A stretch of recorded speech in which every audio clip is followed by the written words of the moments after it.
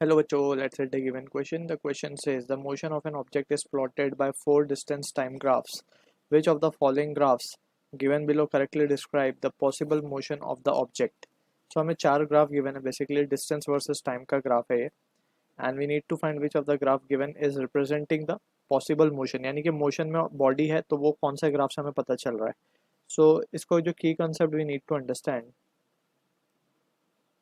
key concept में हम कह सकते हैं कि at a particular instant of time particle की पोजीशन एक ही हो सकती है, ठीक है ना.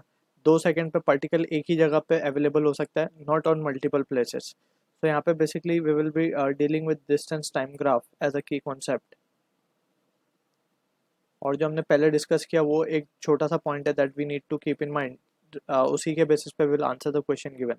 सबसे पहला ग्राफ अगर हम ध्यान से देखें, so this is the graph. कुछ सर्कल के फॉर्म में कुछ गिवन है एट इस तरीके से.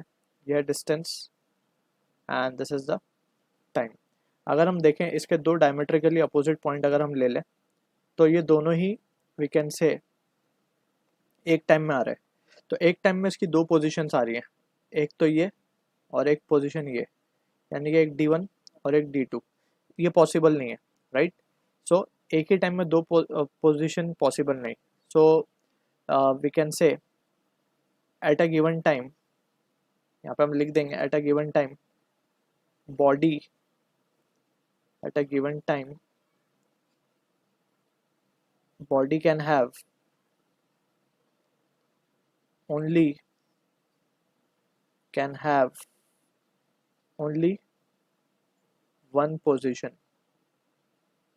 राइट. सो यहाँ पे हम देख सकते हैं ये पोजीशन 1, ये पोजीशन 2, दो पोजीशन आ रही है एक सेम टाइम पे. So this is not possible, so this is not representing the motion. So B option को अगर हम देखें, सो बी ऑप्शन में भी सेम ही चीज़ है. अगर हम इसके दो पॉइंट्स को कंसिडर करें इस तरीके से यहाँ पे, तो eight a given time again यहाँ पे दो पोजीशन एक ही टाइम पे आ रही है. So this is also incorrect. Option C को देखें तो सी में भी थोड़ा सा we can clearly see time तो कांस्टेंट है लेकिन डिस्टेंस बढ़ता जा रहा है. That is also not possible. Time constant कैसे रह सकता है कि डिस्टेंस तो बढ़ेगा जब, तो टाइम भी बढ़ना चाहिए, लेकिन this is representing opposite case. So this is also incorrect. Option D will be the answer for this, because यहाँ पे हम देख सकते हैं टाइम के साथ साथ डिस्टेंस भी बढ़ रहा है. जैसे जैसे टाइम बढ़ रहा है वैसे वैसे डिस्टेंस भी बढ़ रहा है, ठीक है ना. सो लीनियरली प्रोपोर्शनल है distance and time. So option D will be representing the possible motion. So option D will be correct for this. I hope you understood the solution. All the best.